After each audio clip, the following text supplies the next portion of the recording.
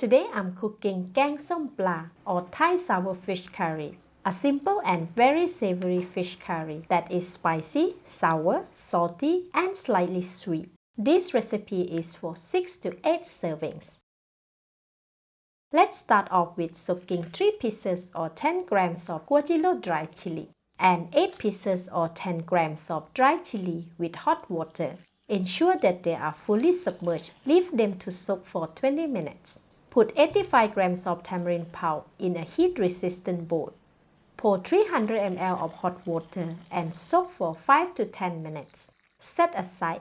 Next, marinate 850 grams of sea bass fish pieces or ikan siakap with 1/4 tablespoon of salt. Sprinkle a little salt onto each piece and rub.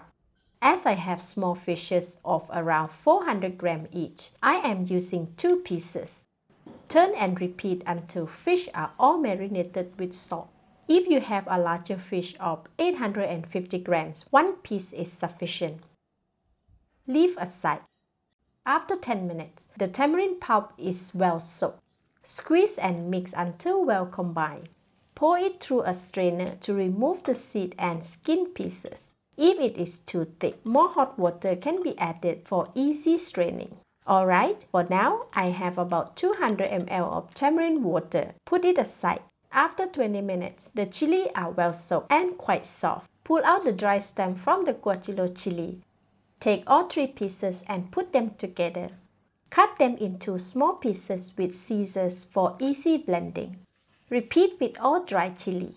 Put all of them together. Cut them into small pieces. Okay, let's go and make the curry paste. Add 8 pieces or 30 grams of red bird eye chili into the blender. This recipe is quite spicy. You can reduce the amount of bird eye chili if preferred. Then add the cut dry chili. 20 grams of fresh turmeric cut into small pieces. 40 grams of belacan or shrimp paste, which is a less salty type of belacan from Thailand. If using the salty type, add just 30 grams of it. 50 grams of garlic, 250 grams of peeled shallots, and 300 ml of water for easy blending. Close the lid. Attach the blender onto the machine. Blend for about 1 minute or until very smooth.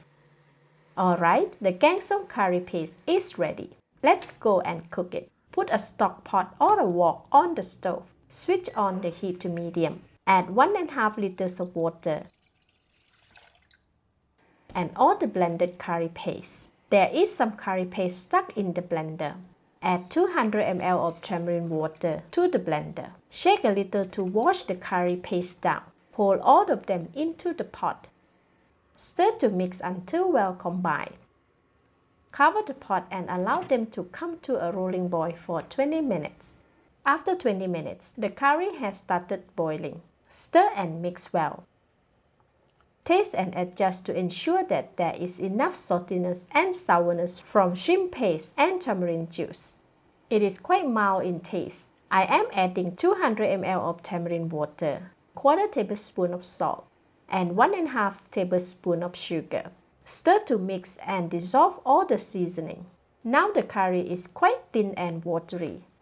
Cover the pot and continue to cook for 10 more minutes or until curry comes to a rolling boil and moisture has reduced. After 10 minutes, open the cover. See, the curry is boiling vigorously and the consistency is much thicker now. This is perfect. Raise the heat to medium-high. We want to make sure that the curry is boiling vigorously before adding the fish. Add the fish head first as it will take a longer time to cook, and next the rest of the pieces. Do not stir until the fish are cooked. This prevents the fish from releasing its fishiness. Ensure that they are submerged into the gravy. Continue to cook for 2 more minutes. After 2 minutes, all the fish should be cooked. If any piece is sticking out of the gravy, gently submerge with the spoon. Add 240 grams of cauliflower around the pot. Cover with the lid and continue to cook for 2 more minutes. After 2 minutes, the cauliflower is cooked. Now we can stir the curry. Give it a taste once more. I am adding 1/4 teaspoon of salt. and 1 teaspoon of sugar. As it is not sour enough, I am adding another 75 ml of tamarind water. Stir to combine. Lastly, add 330 grams of washed and clean water spinach or kangkong. Stir to submerge them into the curry. As this vegetable cooks really fast, switch off the heat so it cooks from the residual heat. Cover the pot and rest it for 10 to 15 minutes minimum before enjoying it. After 10 minutes, dish it out and serve. This is best enjoyed with rice.